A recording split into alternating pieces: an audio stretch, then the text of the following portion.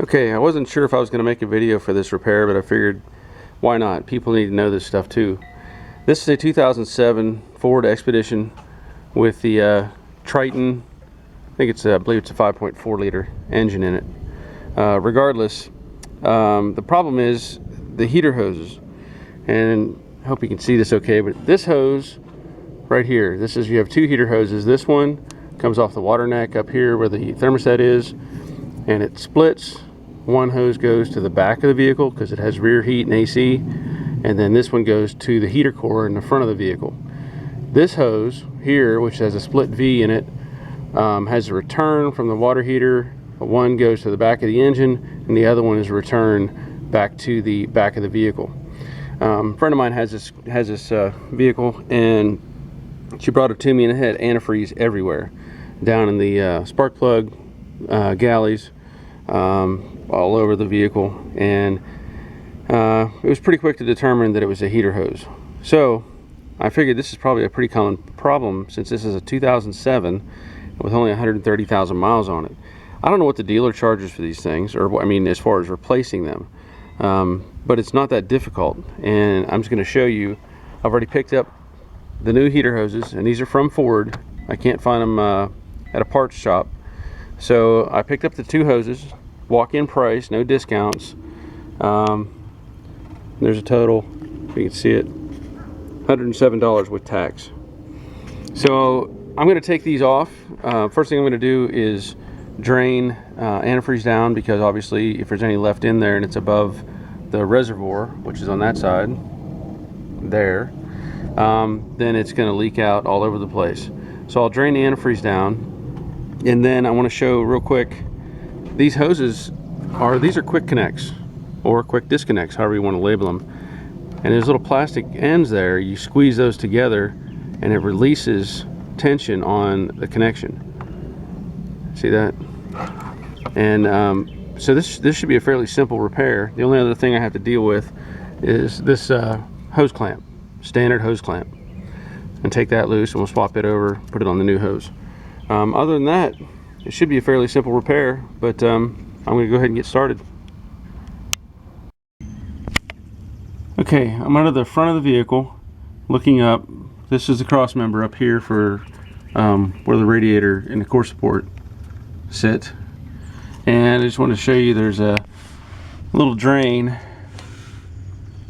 right there. I don't know if you can see it or not, but there's a red knob, and then there's a little nipple sticking out. What I'm going to do is put a hose on that nipple, open that up, and that way I can direct the flow into my drain pan. And there it is. You can see it. Here's the hose on it. I have the hose coming out this other side of the frame and into the pan. Okay, antifreeze has been drained, and I just wanted to show you this these quick connect fittings. I should have mentioned earlier, you're going to need something like this. They sell these at the parts store. I had a set for years, and apparently I've misplaced them, so I went back and I bought a whole set. They come in this little tree, they all stack on it, and basically that was about $15 I think on sale, or $18, something. Yeah, 15. So I picked those up in advance, and the way this works is, and it's kind of hard to show you with one hand, but basically imagine this is on the hard line, which is back there. This opens up, splits around the hard line, and then it slides forward and it goes into this recess, and it spreads the clip apart. I know I showed earlier where it pushes together, but technically it doesn't. It pushes apart. So when that pushes apart, then it releases and it'll slide off of the fitting. So let me try to do that for you, and we'll get this done. Okay, so there is the green tool out of that tool set. And the way it works is you slip it around like that, and the hose would normally go over that little ring. I don't know if you can see it or not, but there's a little ring right there on the, it's pressed into the line. And what this little green clamp does, or tool, is it spreads the white clip around it. Now this worked well on the two lines that go to the back of the vehicle. These came right off, no problem. However, Ford and some of their wonderful engineering, they elected to make these fittings different up here that go to the heater core. Now the tool should fit, but it doesn't, because even though it's got the ring up inside, it's got a second ring back behind it, so the tool doesn't want to fit in there. So I've been fighting with it a little bit, and I'm not sure exactly what I'm going to do yet, but I'll get it off.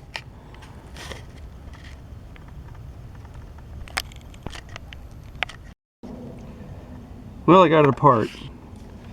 Wasn't the prettiest thing. What I ended up doing, set that down there. I took two pocket knives, pushed the hose that way against the fitting, and took a pocket knife and pry it up on that clip right there. And now you know the difference between a Gerber and a cheesy Winchester. I broke the tip off, but you can see I chewed it up a little bit. Maybe you can see, I don't know, but it doesn't matter. This piece is scrap.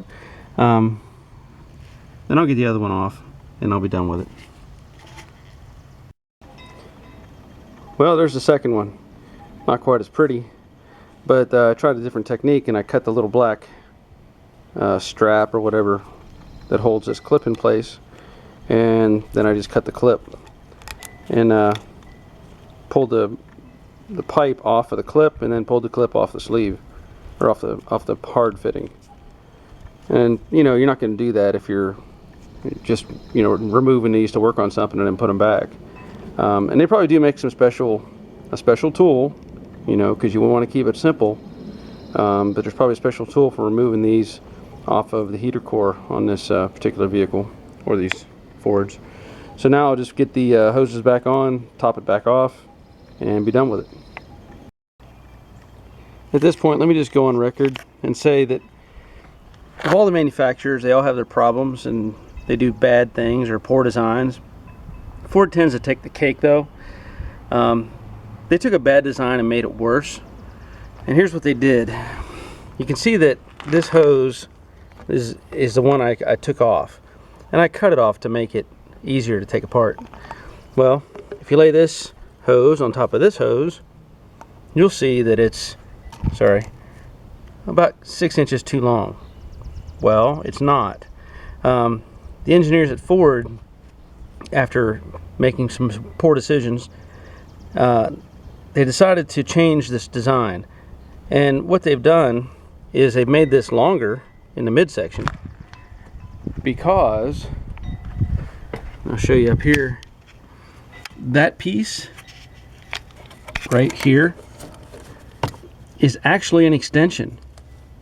That's right, that's an extension on the heater core that then a second hose is attached to that makes the rest of this stuff work. Now, why didn't you just do that right the first time and make it one hose, or make the fittings long enough that you don't have to have a section like that, so that the maintenance can be done up front here out in the open instead of way back under the firewall.